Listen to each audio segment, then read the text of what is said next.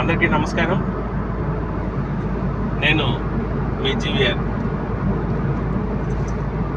నేను అనుకోకుండా తిరుపతి పోతూ ఎందుకో ఒక విషయం గురించి ఒక వీడియో చేస్తే బాగుంటుంది అనే ఆలోచనతో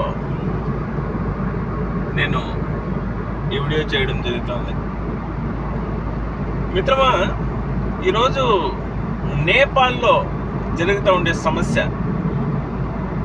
నేపాల్లో జరుగుతున్నటువంటి ఇబ్బందులు, నేపాల్లో జరుగుతున్నటువంటి రాజకీయ సంక్షోభం, నేపాల్లో ఈరోజు జరుగుతున్నటువంటి యువతలో ఉండే చైతన్యం, వాటి గురించి మాట్లాడాలనుకుంటాను. ఈరోజు అక్కడ వ్యవస్థ మొత్తము కుప్పు కూలిపోయి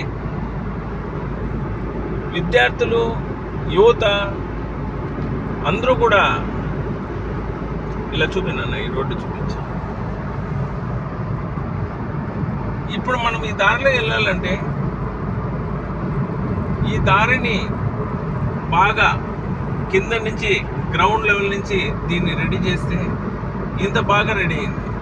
కాబట్టి ఈ దారిలో మనం ముందుకు వెళ్తా ఉన్నాం. పోయేది కూడా 100 స్పీడ్తో వెళ్ళగలుగుతున్నాం. కాబట్టి మనం అనుకున్న గమ్యస్థానానికి, మనం అనుకున్న టయానికి చేరాలంటే రోడ్డు సుగమంగా ఉండాలి. కాబట్టి మనం వెళ్తున్నాం.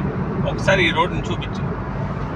ఇంత పెద్ద కొండని కూడా తొలిసి ఈ రోడ్డును ఇలా నీట్గా వేశారు మన భారతదేశంలో ఉన్నటువంటి గవర్నమెంట్, మన ఆంధ్రప్రదేశ్లో ఉన్నటువంటి గవర్నమెంట్.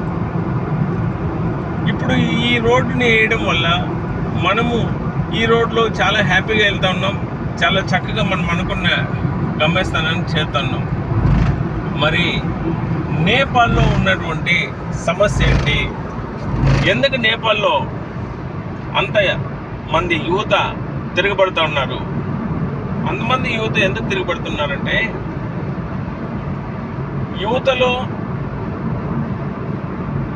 ఉద్యోగ భద్రత కావచ్చు, ఉపాధి భద్రత కావచ్చు, వాళ్ళ లైవ్లీవుడ్ జీవనాధారం కావచ్చు మెరుగుపడాలంటే అక్కడ ఉన్నటువంటి ప్రభుత్వ పెద్దలు కానీ, వ్యవస్థలు కానీ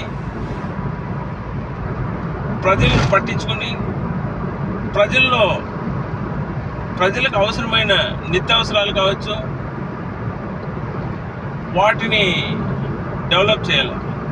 కానీ అక్కడ ఉన్నటువంటి నాయకులు వాటిని గాలికి వదిలేసి వాళ్ళ లీడర్లుగా ఎదగడం కోసం అవినీతికి ప్రోత్సహిస్తూ మొత్తం నేపాల్లో అధికారులంతా లంచగొండులై ప్రజలను ఇబ్బందులు పెడుతూ ప్రతి చోట కూడా లంచం తప్ప వేరే ఆలోచన లేదు.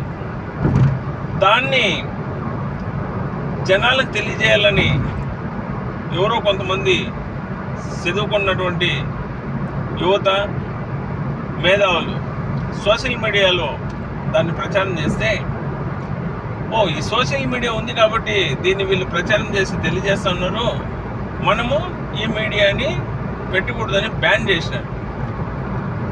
అన్ని రకాల యాప్లని బ్యాన్ చేసే కాడికి అది మొదటగా సోషల్ మీడియా బ్యాన్ చేసినారు కాబట్టి యువత రోడ్ల మీదకి వచ్చి ఉద్యమం చేస్తూ ఉన్నారు అని గవర్నమెంట్ అనుకోంది. కానీ మనం చేస్తూ ఉండే నిరంకుశ పాలన, మన పిల్లలే బాగుండాలి, మన బంధువులే బాగుండాలి, మన వాళ్ళ మాత్రమే బాగుండాలి, ప్రజలందరూ బాగుండకూడదు, ప్రజలే ఆడిపోతే నాదేం పోయా అనే రీతిలో ప్రధాని చేస్తూ ఉన్నాడని కానీ, అక్కడుండే మినిస్టర్లు చేస్తూ ఉన్నారని కానీ వాళ్ళు గుర్తించలేకపోయారు. కానీ యువతలో మార్పు వచ్చింది. ఏమొచ్చింది? ప్రజల్ని పట్టించుకొని ప్రభుత్వం మనకు అవసరం లేదు, ఇలాంటి వాళ్ళని తరిమి కొట్టాలని మాటలతో కాకుండా వాళ్ళ చేతుల్లోకి తీసుకుని ఆ ప్రజానాయకులు ఎవరైతే అవినీతికి పాల్పడ్డారో ఇండ్లకు దూరి చట్టాన్ని ప్రజల చేతుల్లోకి తీసుకొని దుమ్ము దులిపారు.